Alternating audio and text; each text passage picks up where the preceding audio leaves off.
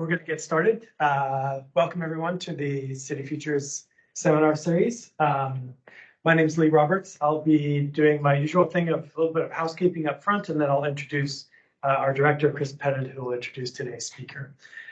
So for those of you joining us online, if you could do us a favor and mute your microphone and turn off your camera. That way we don't, so that we can hear the speaker today.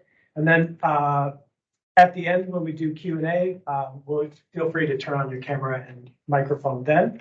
But you can also put in any questions that you've got during the presentation into the chat, and Richard, whose phone is ringing in the background, will monitor that chat, and we can ask your questions then.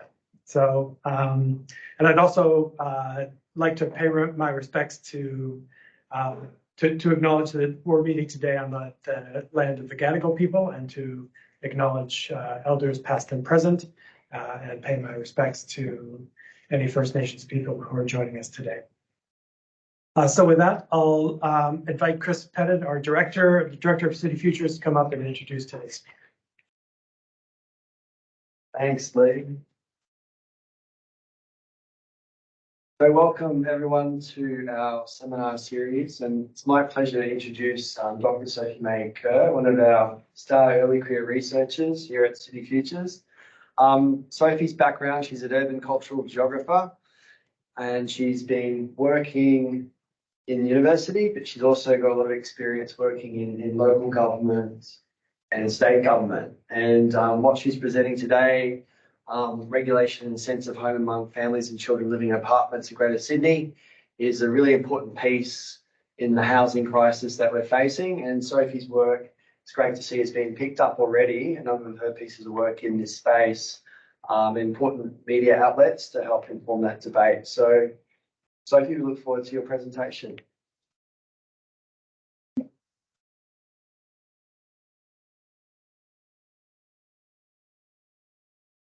Thank you, and thanks everyone for being here today. I'd like to also extend my respect to the traditional owners of the land and acknowledge that sovereignty was never ceded. So today I'll be talking to you about my research into the experiences of families raising children in apartments. This is a topic that I'm very passionate about and that I've been working on since 2015. It formed the empirical basis of my PhD thesis, and I've been really delighted to have the opportunity to continue working in this area with colleagues since joining City Futures in 2001. So this research is situated in the context of a shift towards more people living in apartments worldwide, and this is something that we're very familiar with here in Sydney. And this shift towards more people living in high density housing is a major shift from previous detached housing norms in the Australian context. So as a geographer, I'm really interested in looking at these changes to our urban environment and what this means for residents' experiences, and in particular their sense of home, and really thinking about who the compact city is built and imagined for, and who's excluded from that vision. From the perspective of residents, whether the compact city agenda is successful depends on the quality of the built environment, the social relationships within buildings, and the broader social norms. I'm predominantly a qualitative researcher, and by speaking with residents and conducting research in their apartments, I look at what planners can learn from what Jane Jacobs referred to as the success and failures of real life. So understanding residents' experiences and positioning them as vernacular experts is essential for revealing how the housing system is impacting on people's daily lives and determining how we can work towards making these spaces more livable for a diverse population. So why families, and where do they fit into the context of apartment living? Families with children comprise a growing cohort of apartment residents worldwide, and despite not being the expected demographic in Sydney, the number of families with children in apartments has more than doubled in recent decades. At the most recent census, 25% of apartments were occupied by families with children, and in some suburbs this figure is as high as 50%. Yet we've seen that the cultural norms haven't kept pace with these shifting demographics. And we see that we continue to position detached houses as the so-called proper place to raise children.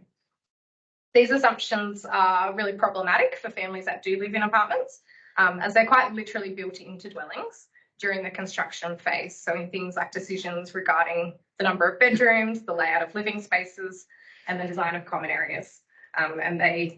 Lots of research has shown that this has contributed to limited facilities for children in apartments, and also in neighbourhoods in terms of things like schools and playgrounds.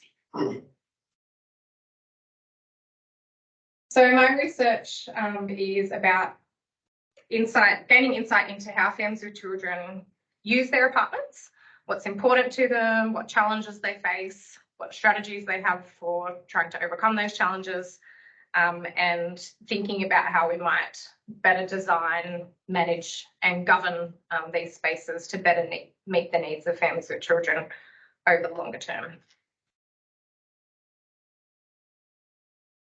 So taking a quick look at what's prompting the growth of families in apartments, we can see that both affordability and location and lifestyle factors play an important role.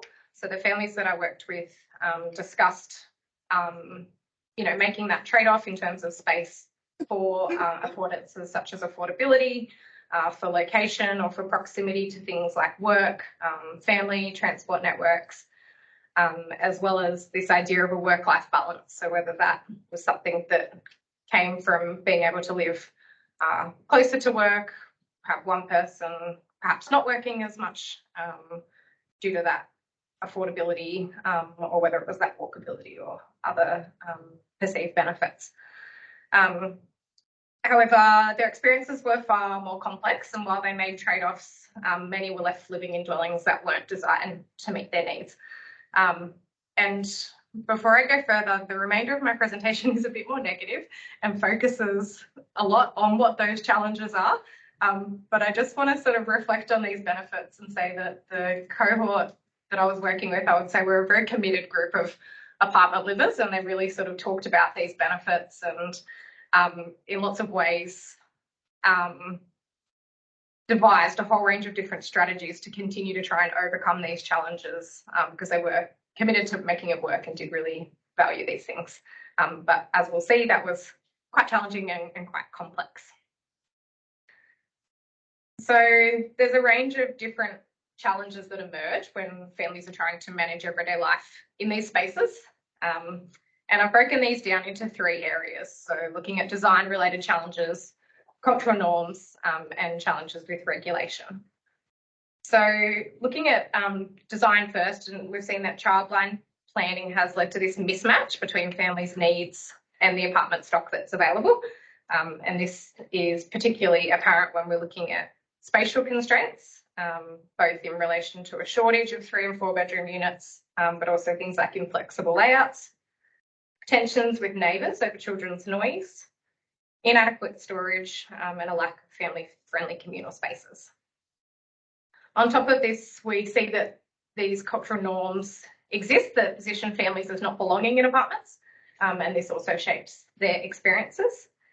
And then, as I'll elaborate on a little bit more today, regulation also plays a role in shaping families' contested sense of home and belonging in this setting.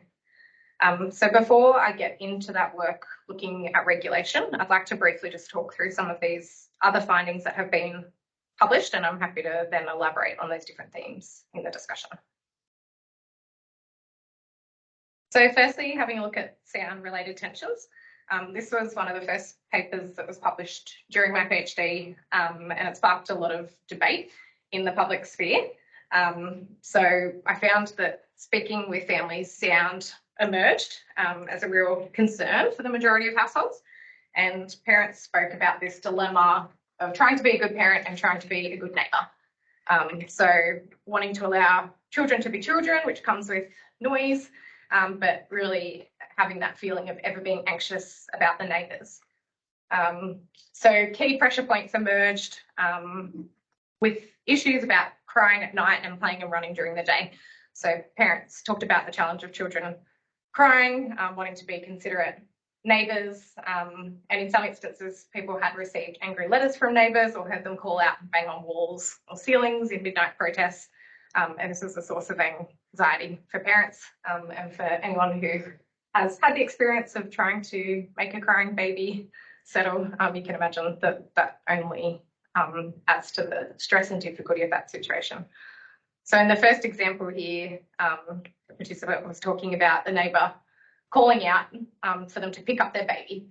I was so upset because we're trying our best and we're exhausted ourselves. The neighbour banged on the ceiling really loudly. I felt it on my feet like it was shaking, and that just added to my stress. And after the baby went back to sleep and the stomping on the roof finished, I just said, I don't know if I can do that again, knowing that they're hearing it, of course, and we felt terrible. And in the second example here, a participant was talking about a tension with a neighbour who directly shared the adjoining wall of a hardwood floor, older style apartment, and was complaining a lot about the toddlers crawling and making out noise. And they were saying when they first started complaining, the son was crawling. Imagine trying to teach a crawler that they're not allowed to crawl through the house. The neighbour wanted the impossible with us and got angry with him when we weren't able to deliver that. So parents had lots of strategies for trying to manage noise. This included things like putting down carpet and foam mats, restricting activities to certain rooms that didn't have adjoining walls, or to sociable hours, closing windows, and so on. But we see that there is only so much that individuals can change, and that this wider problem with acoustic performance exists. And for some people, this did lead them to the feeling of making the decision to ultimately move out of their apartment, and in some instances out of the city altogether because of this pressure. So spatial constraints also emerged as a key challenge, in particular in relation to the shortage of larger apartments. So in my interviews, people talked about the difficulty of finding an apartment that was suitable, including challenges with fitting 2 single beds into a room that was designed with a double bed in mind, living rooms that didn't allow family activities, or bathrooms and kitchens that were dysfunctional and small. So in this first quote, participants talking about having a lot of apartments that they inspected having the dimensions just being wrong. That'd be great if you had 2 people who are at work most of the day, but if you're actually spending a lot of time in your apartment, a lot of them are just too small, or they haven't worked out how to use the space. It's actually really hard to find somewhere that's suitable for a family. This is quite a common experience when we had those conversations about searching for and applying for properties.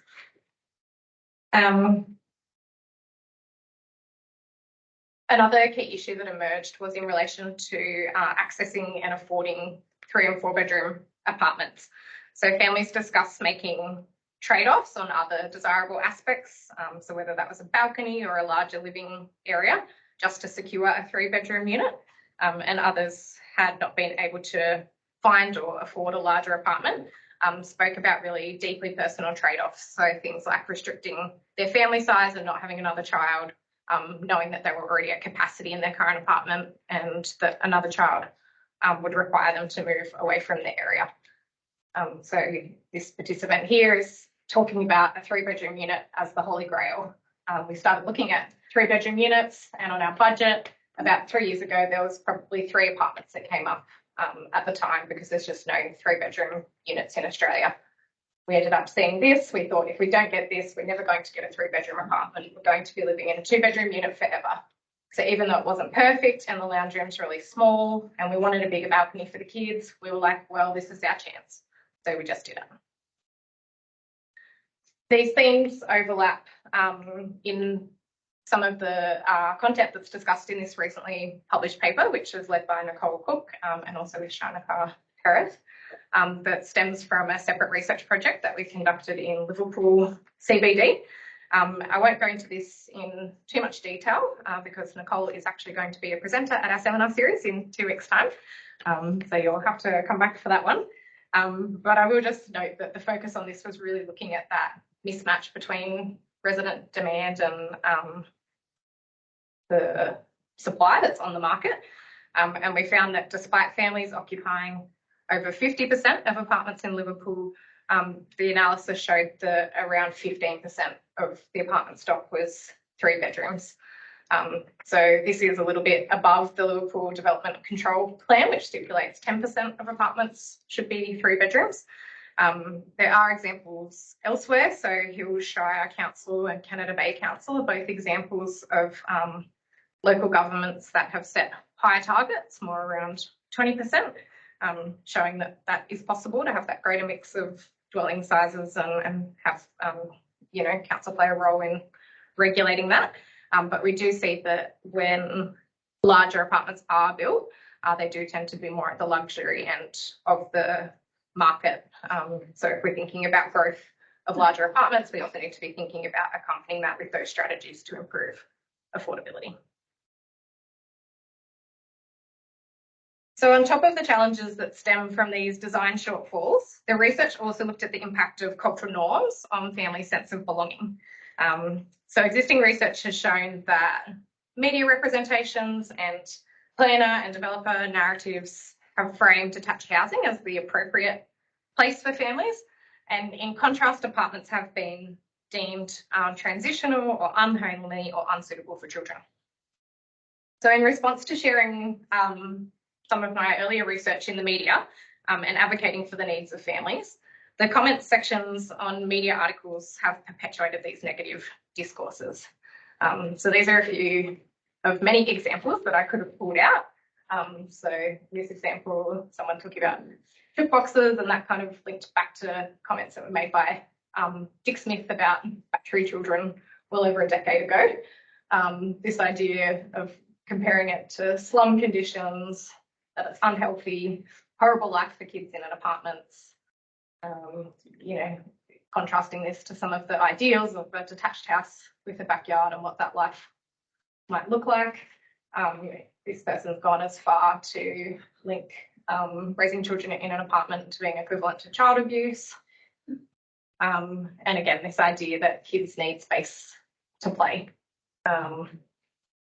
So the parents that I interviewed were acutely aware of these types of discourses and had often encountered comments, perhaps not as severe as some of these examples, but from family and friends and strangers who were questioning their housing decisions.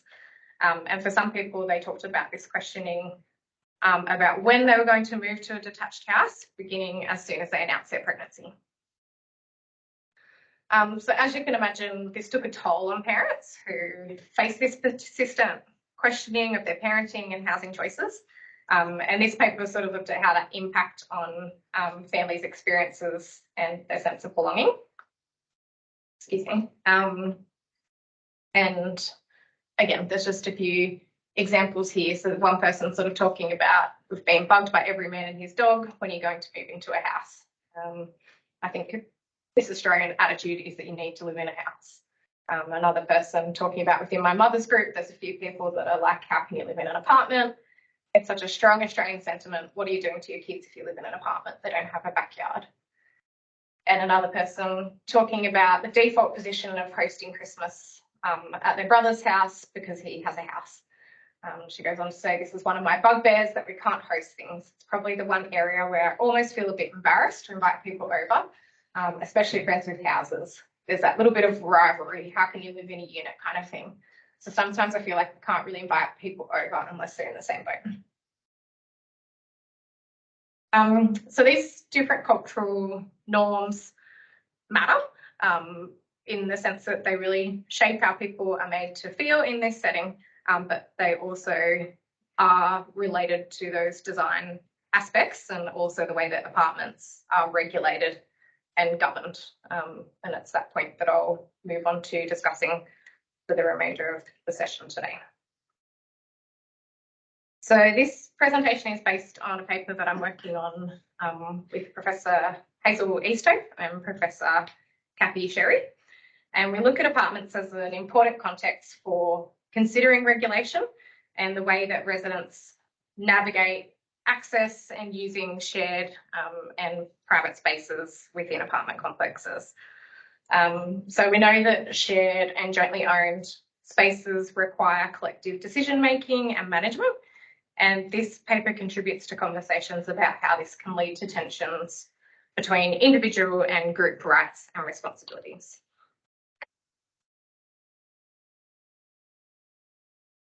Excuse me.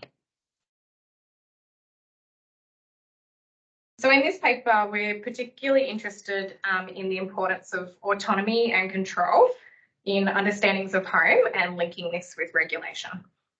So in the context of apartments, autonomy is restricted due to the way that buildings are interconnected and the shared use and responsibility of space, because things like decisions about maintenance and management and appropriate behaviour must be made collectively. This regulation and control over residents' domestic lives has no analogy in non-strata housing, where neighbours have little ability to regulate each other's behaviour. In contrast, in the strata setting, people have largely unlimited power to create rules, which are enforced informally or formally with relative ease. In this paper, we demonstrate that this shapes notions of autonomy and experiences of the way that people use space. And we do so by theorising regulation at 3 different levels. So we look at social regulation as interactions between individuals who influence each other's behaviour, institutional regulation through rules and laws, which in Australia we talk about strata law, as well as self-regulated behaviours. And this diagram recognises that there's interrelations between these different levels. Social norms play an important role in social regulation. So in any social context or geographical setting, there are certain norms or expectations or values that position certain actions as good, as bad, as appropriate, as inappropriate. Rejection of these norms may invoke judgment or discipline. And this social regulation can occur informally, so people policing each other's behaviours, or via formal complaints. And Megan Nethercote has discussed how informal working rules that are shaped by social norms may replicate or replace formal bylaws as residents attempt to comply or enforce this so-called appropriate or acceptable behaviour. These social norms inform the development and also reinforce the formal rules and regulations. In Australia, strata bylaws regulate behaviour on common property and within individual apartments. And although bylaws prohibiting children are illegal in Australia, with the exception of retirement communities, bylaws still manage children by regulating their use of common property. And families with children are also impacted by bylaws that relate to things like noise, storage, and the installation of balcony nets. And Kathy Sherry has written about this previously, talking about how that can lead to examples of people prioritising building aesthetics over children's safety. Kathy Sherry has also written about how the ability to create bylaws engenders the creation of bylaws. So because owners corporations have the power to regulate children's behaviour, they often do, even though outside strata titled developments, similar behaviour, so whether that's things like bouncing balls or playing music, wouldn't be the subject of neighbourly concern in the same way. As the previous examples show, behaviours can be policed formally or informally, but when we pay attention to how individuals learn to negotiate space, whether that's through things like social norms or sensory registers and institutional systems, we see that this constant self-regulation is also at play. So the classification of practices as good or as bad leads to the regulation of individual behaviour, and the so-called ideal citizen is someone who self-regulates according to those norms. Condominium or strata buildings frequently demand this type of self-management from residents to comply with those social expectations. And these sort of moral codes are really dependent on self-regulation, and they bind residents in these social contracts with the premise that this responsibility or shame or guilt will compel people towards appropriate behaviour in this space. So our conceptual contribution of the paper is to bring these different types of regulation together to explore the way that families are regulated in apartments and the impact that this has on their sense of home. So I'll now move on to presenting some empirical examples of what this looked like for families. So families in this research talked about outdoor spaces being highly valued for making daily routines more manageable. And most people that I spoke with revealed that their sense of belonging in these spaces was fraught. So parents identified that communal spaces were often unavailable, underutilised or poorly maintained. And while this points to a need for better consideration of families within the design of apartment spaces, looking at the way these spaces are regulated is also quite interesting. So even in settings where communal spaces were available, the use of space was complicated by spoken and unspoken regulations about what is socially appropriate, sometimes reinforced by awkward social interactions.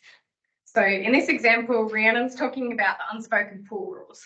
She explained, if someone's in the pool, then no one will go in there until they go out.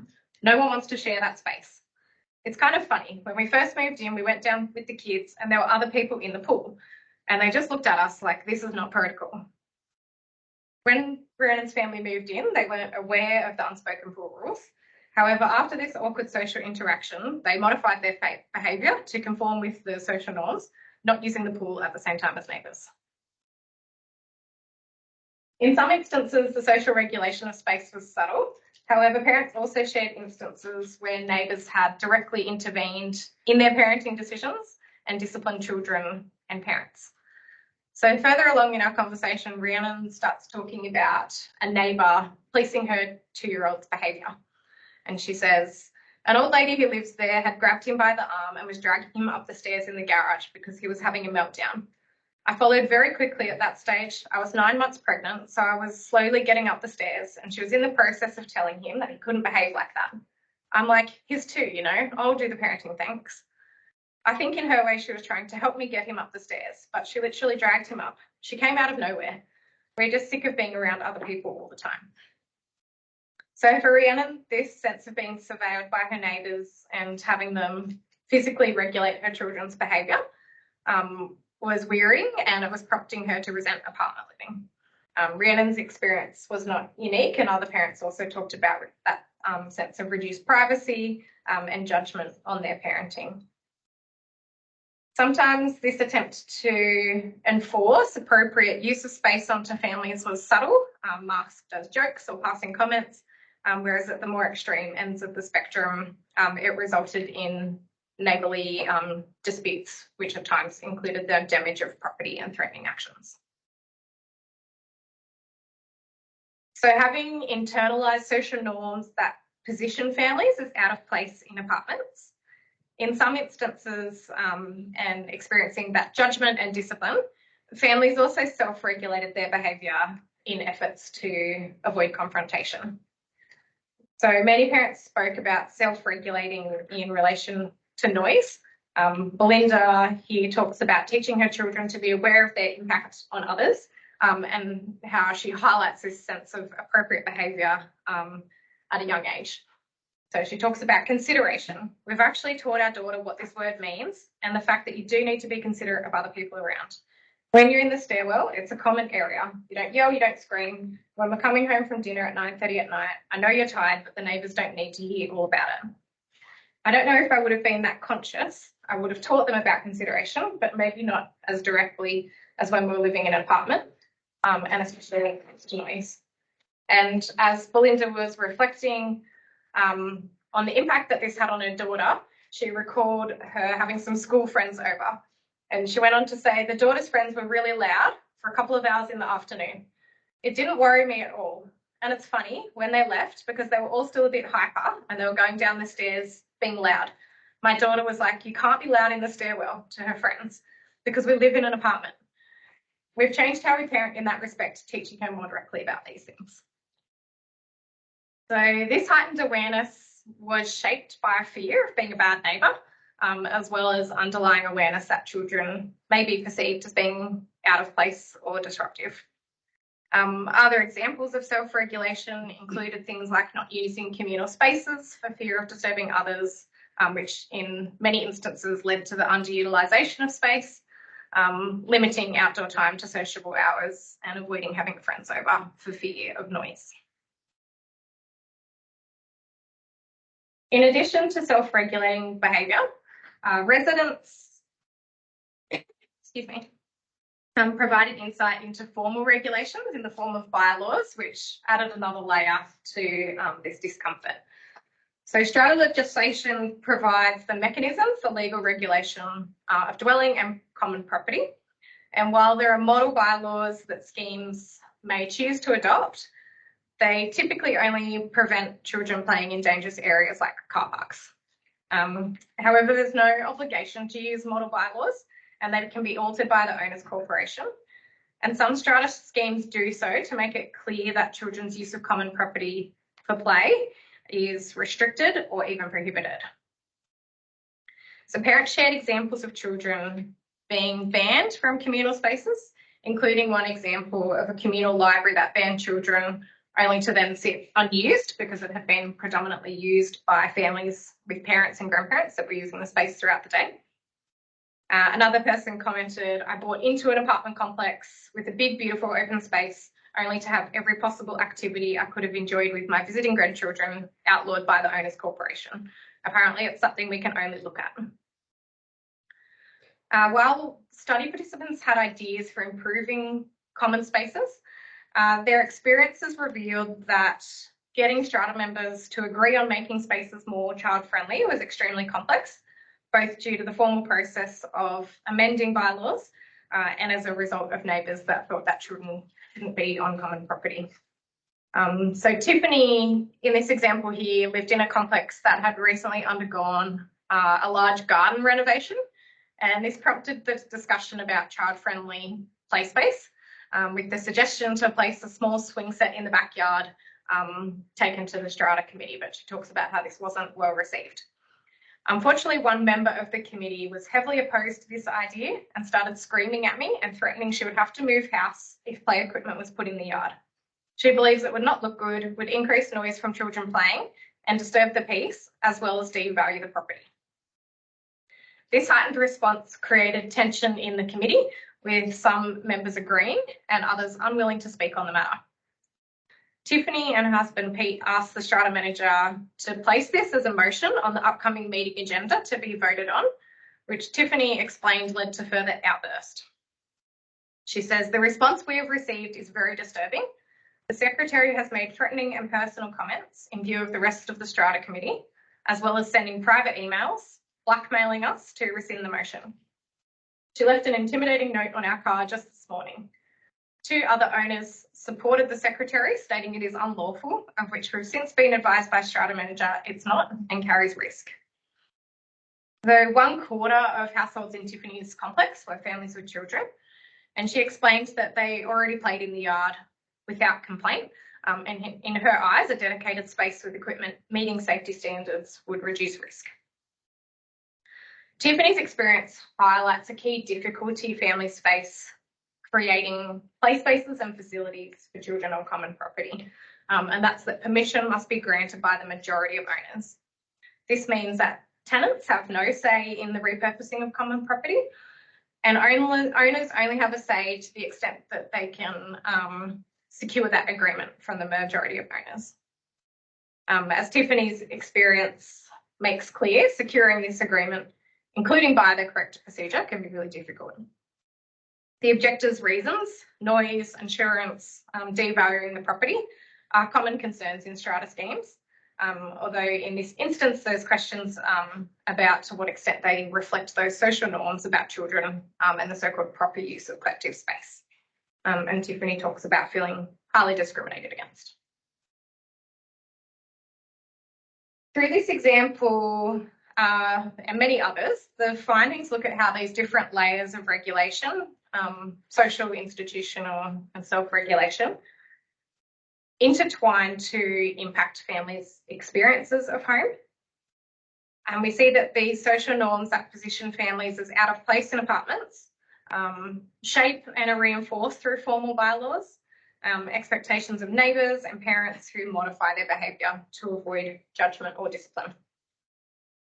Although it's tempting to assume that the institutional regulations have the strongest impact on shaping residents' behaviour, our findings support Nethercote's assertion that social regulations are at least as influential in shaping residents' conduct and use of space. There were examples of bylaw enforcement and formal decision-making via owners' corporations, but more often the examples revealed residents complying with or enforcing so-called appropriate or acceptable behaviour outside of those formal regulation systems.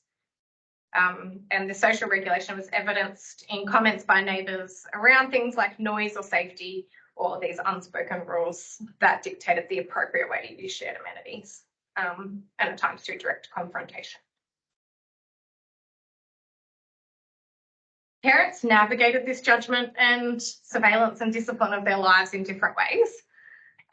Some people limited certain activities to more sociable hours. Some devised strategies for reducing noise emanating from their apartments or in stairwells, avoided using common spaces altogether, or acknowledged comments from neighbours politely to avoid confrontation. In some cases, parents self-regulated their behaviour, even without negative experiences, because they had not seen anyone else using the space or had internalised cultural norms that families do not belong in apartments. This process of self-regulation was emotionally draining. A reduced sense of autonomy and control over their lives impact their sense of home, and for several households led them to desire a detached house with a backyard where children could play and make noise with less stress to parents. One couple, Alice and James, who had experienced quite severe intimidation from their neighbours over noise, reflected on their neighbours' behaviour and the impact that it had on their children, and the difficulty of telling their children that they could no longer play in the garden, saying, "It is really sad and unpleasant to expose them to this. It's a rather sorry way of living. We're not allowed to be anywhere. It's awful." And the neighbour next door with children were just like, "God, what have we done? How do we fix this? It's like we've been judged." I thought about the New South Wales free mediation service, but at the same time, having 2 children and working an almost full-time job, there is no space to really deal with these things. Being targeted is making us really want to move. So what does all of this mean, and what needs to change for compact city models to be more successful and inclusive of diverse household types, including families? The first point is that regulation intersects with physical design to enable and restrict the ability of families to feel at home.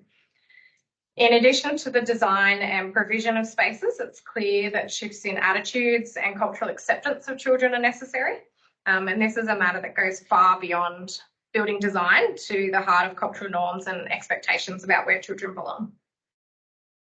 Although families with children now comprise a sizable and growing proportion of apartment residents, our findings suggest that many people still believe that apartments should be child-free zones, or that children should be seen but not heard. However, apartment ownership doesn't guarantee freedom from the presence or needs of other people's children, and collective living always requires acceptance and responsibility of other people's needs. So, for example, responsibility to maintain car parks and lifts, even if you don't personally drive or live on an upper floor. And collective living also requires this tolerance of diversity. So in Australia and other contexts where children living in apartments is still seen as challenging the norm, we need to enculturate tolerance of children, both in public spaces and quasi-public spaces like the shared common property of apartment developments. So some ideas of what this could look like is marketing campaigns that provide greater representation of families as legitimate apartment residents, increased support and protection for families who face intimidation from neighbours, the prohibiting bylaws that are unreasonable and restrict children's play, in the same way that we've seen legislative provisions placed on bylaws that ban pets or environmental upgrades. Flexible use of shared space at different times, so that's a compromise between neighbours about allowing children to play on common property between hours of 8 a.m. and 6 p.m. And bylaws that regard noise and behaviour being enforced to protect families that face this threatening or discriminatory actions from neighbours, such as abuse or banging on walls. And as well, things like signage in communal areas that could actively welcome families instead of over-regulating or banning children's use of common property. Until we see an improvement, both in design and social norms to accommodate their needs, parents are likely to continue self-regulating their behaviour to avoid judgment and discipline. And while a degree of self-regulation from all residents is required for harmonious communities, families with children currently bear an uneven burden. Their compromised experiences of home undermine compact cities policies and will have a range of negative consequences for the health and well-being of our future communities if this is not reversed. Okay.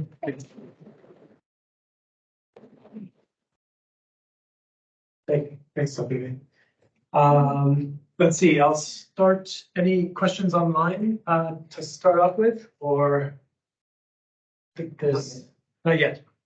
How about in the room? Any questions to start? Yeah. Hi, Sophie-May. Thanks for your presentation. It's quite interesting.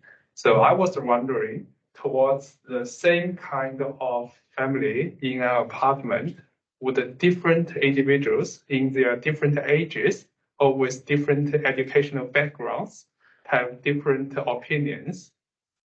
So I'm not sure whether it will be included in part of your future research. So the difference of opinions from different individuals. Do you mean in terms of, thank you for the question, in terms of the perspectives of neighbours or families themselves? Something like maybe some elder people who stay longer at home will be more sensitive to the noises that, as you mentioned, might be unavoidable by the young children in a small family. Yeah, it's an interesting question. It wasn't something that I explored in my study, so I guess I was sort of focusing on one particular side of this, and obviously there is another voice from the neighbours' experiences. But it would be interesting to find out, and as you mentioned, there are particular cohorts who potentially spend more time at home or potentially have more time to spend focusing on regulating these spaces and getting certain types of purpose from that. But yeah, it's something interesting for me to think about. Looking forward to it. Thank you. Thank you. Bruce? To what extent is the lack of 3-bedroom units, for example, a function of development economics? In other words, that developers make more money if they have more smaller units. Yeah, I would say it's probably a direct result of that, and that's part of the complexity. Is If that that's the case, couldn't it be addressed by planning controls? And I think if it's not, then we're unlikely to see that type of change unless the market can really see that there is this demand and that would sort of match up. That's, I guess, part of the challenge with the shortage of larger apartments then ending up at the luxury end of the spectrum is tied into that challenge because we have reduced stock and there's sort of questions about even in instances where the larger apartments do exist, are they occupied by families or are they occupied by other cohorts? And certainly there was a sense of competition from participants giving examples of showing up to open homes for rentals and having lines out the door. Just recognising that it is a product that people would like to see more of, but that's not currently reflected in the market. I think, in large part, that does need to be part of regulation in order for us to see a meaningful shift in that sense.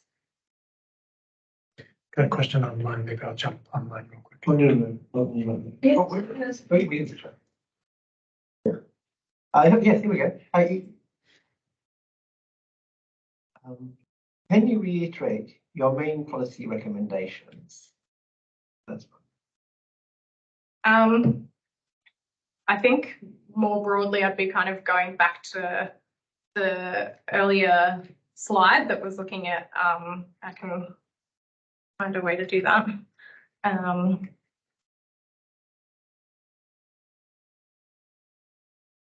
I think a lot of what I've talked about in the second part of this presentation relating to regulation has implications for strata, policy and management. But more broadly, we see clear recommendations that relate to these design constraints that exist. So as we've just been talking about, needing to see an increase in 3 and 4 bedroom units, and looking at some councils that are ahead of the game in that sense of recognising and planning for their local communities. And yeah, the need to see greater regulation of that. I think even in terms of things like our design guidelines, thinking about the flexibility of the way that we design spaces with multiple people and multiple different types of inhabitants in mind is important. So it was really common that people were talking about restrictions with spatial constraints. So the example of not being able to fit 2 single beds safely into a bedroom because of the positioning of, a walk-in cupboard, a window and a door, basically giving people very few options as to how they could arrange that room. So really just thinking about that flexibility relating to soundproofing, improving those standards, and these are things that will benefit all people living in apartments, not just families with children.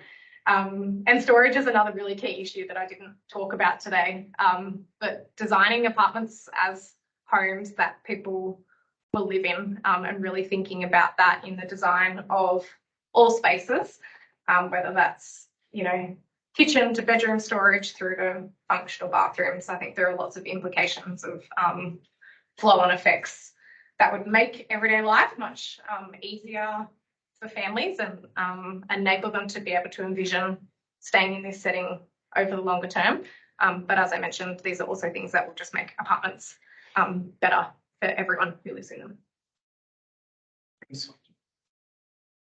Thanks, Sophie-May. I was wondering, have you looked at international best practice and any recommendations from overseas? I mean, I was over in Seoul last year and I was walking around a complex, and the shared sort of common space, particularly from a common space perspective, was unbelievably well designed with multiple different sort of areas for kids, as well as, an aging population and so forth. So I'm just wondering, have you looked at sort of international sort of best practice? Obviously, we're not it. Yeah, there's some great examples, particularly in relation to communal space. So there has been some excellent research on this topic that sort of, mapped out some of that best practice design around the world, looking at places like Singapore, for example, where void decks and communal spaces are built into all complexes from the get-go, and that's like a much more normal part of life and play spaces. It's an interesting question. Like Canada pops up a lot as an example that is looked at as best practice, and that's because they've had these family-friendly guidelines that have existed for many years.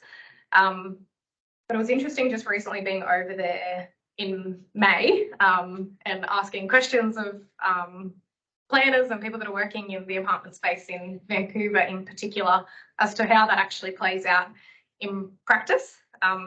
The guidelines that they have aren't enforceable, so they sort of sit alongside the formal planning regulations, and there are some examples where certain local government areas have given, for example, density bonuses to developers if they meet an unmet need, and one of the examples is larger apartments of 3 or 4 bedrooms. But in this particular instance, probing a little bit more, they still found that those apartments weren't then necessarily being occupied by families because of the price points that they were selling at. So yeah, it's a complex issue, and I think that there are definitely great examples of best practice in design in many parts of the world that we can learn from, but I think there are also many parts of the world that are grappling with these same problems and challenges. Yeah. We've got a hand raised. Kerry Robinson has a question. Perhaps they'd like to unmute and ask it. Thank you very much, and thank you very much for the presentation, Dr. Kerr. A little bit of context to start with, and then a question. And I'm the CEO of Blacktown City Council. Pre-COVID, I did a little bit of work which suggested that in the 19 years prior to COVID, there'd been about 1 million migrants move into Sydney. Sorry, folks. And about 70% of those had come from China and India. And I surmise that the vast majority of those came from cities and they didn't actually come from villages. So I'm just wondering or pondering, I suppose, the change in propensity to raise children within apartments with the change in the demographics of our city. And I just, in relation to the comments about using the planning system to force more 3-bedroom apartments, if that were to be done, that would not change the price of those apartments in the market necessarily. And so you might end up with more of them simply at that same relatively high price point. I'll leave that as a comment, if you will. Thank you. Thank you. Yeah, I think both very interesting and valid points. And we do see in the apartment market more broadly that there is a high representation of people from migrant backgrounds who live in apartments. And of course, there are many different places around the world of which collective living and living in apartments has been more of a norm and has been more commonplace than perhaps some of the teething issues that we're facing in Australia, being on the forefront of a shift towards more people living in apartments. And yeah, absolutely agree that affordability needs to be a part of this conversation. It's it's a difficult tension. We do need to see more stock and have a look at the role that would play in opening up more of these opportunities. But if affordability is not a really key part of that conversation, then we're unlikely to resolve this challenge. You have 3 more online questions. One is, you touched on this, but did you identify any difference between the experience of renting with owner-occupied families, particularly thinking of the bylaws being an eviction trigger for renters but not owners? Maybe also an impact on weaker neighbour relationships as a factor of shorter tenure lengths for renters? Yeah, it's a good question. So I did have a mixture of owner-occupiers and renters who were part of the study. There were differences in some senses. In other instances, certain challenges were shared. I think probably one of the things that stands out to me the most was that owners had more capacity to make changes to their dwellings to enable them to adjust them to better suit their life. So there were more examples of owners who were committed to the particular dwelling that they were in and really making that work. So people had gone to some pretty substantive changes in terms of things like building in additional storage and really thinking through how they can make that space work over the longer term. Nothing really pops to mind. I don't think I had any examples of residents that felt they were facing eviction via formal tenancy pathways. And yeah, but there were definitely some examples of the families who moved, who were renters and were sort of experiencing that sense of discrimination, and I guess that's a form of eviction in itself if you're making somebody's life so difficult that the only option they can see is to actually remove themselves from that environment. Okay, so that was asked by Leo. Next one from Peter Johns, who asks, do you think families are choosing apartments because they're unable to access by a detached house or townhouse, or are there other reasons? Yeah, I think it's definitely a mixture of reasons. I think affordability, this clicker's not working anymore. Sorry. That's right. Affordability is undoubtedly a big part of this, but the participants in my study in particular were largely from middle class backgrounds, and in a lot of instances it was sort of these locational and lifestyle factors that were more pressing for them. So there were several families that really valued living in a particular location and acknowledged that they could afford a house, but that would require them to move several suburbs or, you know, move to a completely different part of the city that didn't align with the lifestyle that they were looking for.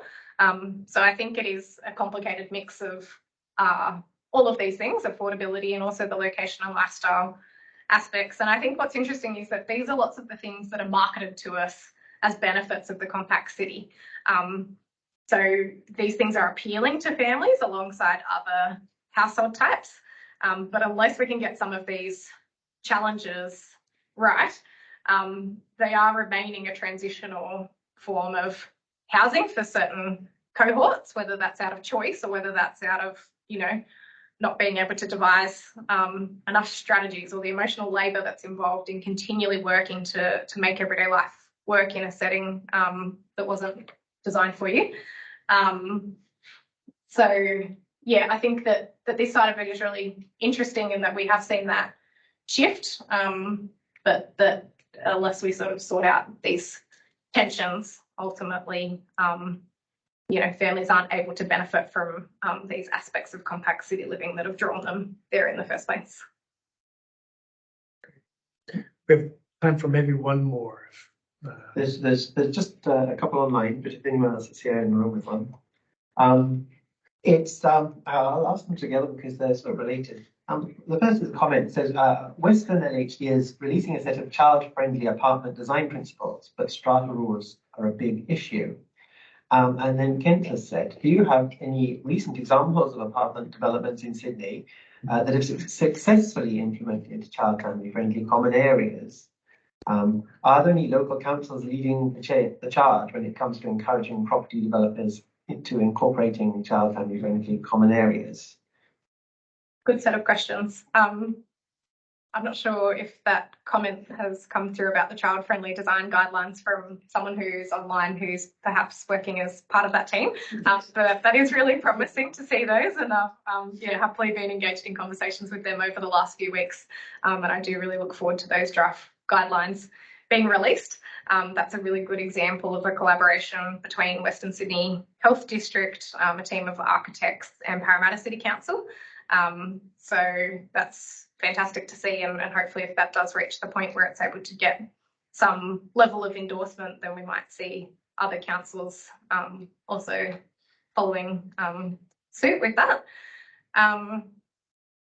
The other parts of that question, the easy answer to the developments is no, that I can't pull examples off the top of my head. That's not to say that there aren't good examples that exist out there, but yeah, nothing that I'll choose to point to in this conversation. And in relation to the work of councils, I think it's really positive to see Canada Bay and the Hills Shire District making that choice to build more diversity into their planning controls in terms of those minimum targets being above other areas in the state. And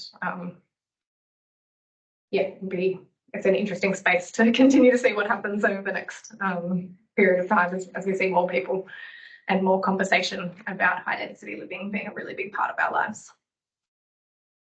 Great. Well, I think we'll stop there. That was terrific. Thanks very much, Sophie. And just to remind everybody, well, or to tell everybody, we've got kind of a packed schedule for the next couple of weeks. We've got seminars in each of the next 2 weeks. So be looking out for those invitations that'll come out. And we look forward to seeing you at the next seminar. Thanks very much.